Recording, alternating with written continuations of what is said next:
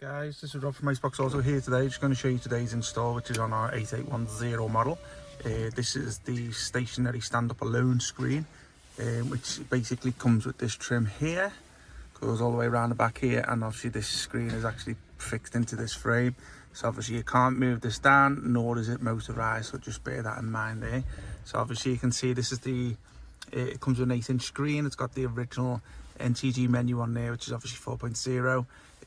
As you would normally control, you paddle there would obviously navigate through these apps. This part isn't touchscreen, but the Android side, which is I'm going to show you in a short while, will be touchscreen. So just to show you, to switch over to the aux, you just simply press disc, and then obviously it goes over to there. There is another way of getting backwards and forwards between the screen, is holding down this back button here. So I'll just show you. Let me just zoom in 1 second. I'll just zoom in and I'll show you what happens with the back button. See, it goes back to the original screen. The car's working, these systems working through the aux of the car. So just be careful if you're going to swap it over onto FM AM. Obviously, you will need to go back to aux. It can also go back to the Android side just by simply pressing the touchscreen. As you can see, it's nice, swift and responsive. Comes with an A-core processor, 464 gig of RAM. Apologies about the beeping in the background, don't know what it is. But as you can see, it's got navigation. This is FM CD, which obviously is the takes you back to the original one. As you can see there, there's a bin wagon behind. Sorry about the beeping. So this is where your media options are. So obviously you can play your music through it, and movies on a pen drive. As you can see, it's nice. I'm using the command paddle on this to show you and navigating through the apps here. You can also do the touchscreen too if you want. Okay, let's go back out. Navigation, as I said, comes with, probably going to show you Google Maps maybe. No, we just need to set that up in a minute. So basically what happens is any maps that are on the system, they go into the back-end Android settings, and you just assign them which map you want to go on there. So if you've got Waze and Google Maps, you can go for Waze or Google Maps and assign them to that application there. It's not been done yet. So we just go across. Also, I'll just show you, works with the command paddle again too, also with the touch screen.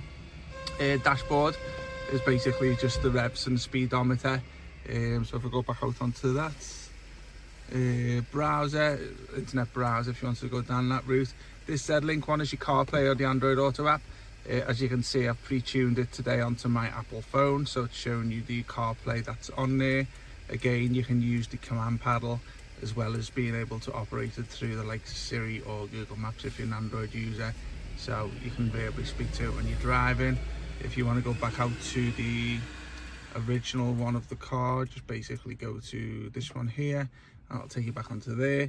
Settings, we're all familiar with Android, and obviously the settings of the system here, but you can change the date, the brightness, the volume, language, reverse, feature, network, which way you connect your phone to, your hotspot settings, and so forth. Okay, and nothing along on there. Go to apps.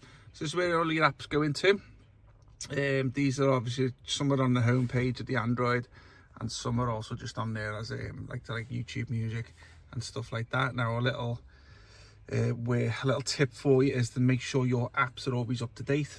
So the likes of these ones here, YouTube Music, Google, YouTube, these are all on the Play Store, so make sure you go log into the Play Store every once in a while, go into your manage apps, and then make sure these are all up to date.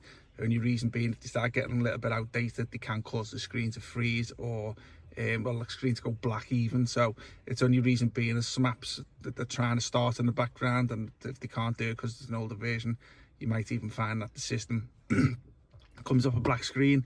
Easy way around it, little reset button here, paper clip in there, comes back on, then go into your Play Store and update the apps. So just make sure your apps are always up to date. That's the CarPlay there, as I showed you before. Okay, little options down here for like the likes of the AC and the fan and stuff. These will show once you obviously control the buttons down below, so they will show up there too.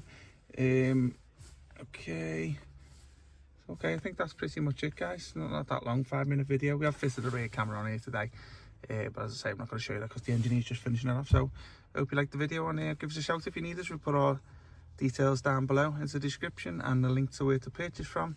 And if you've got any questions, get in touch. Okay, thanks a lot, bye bye.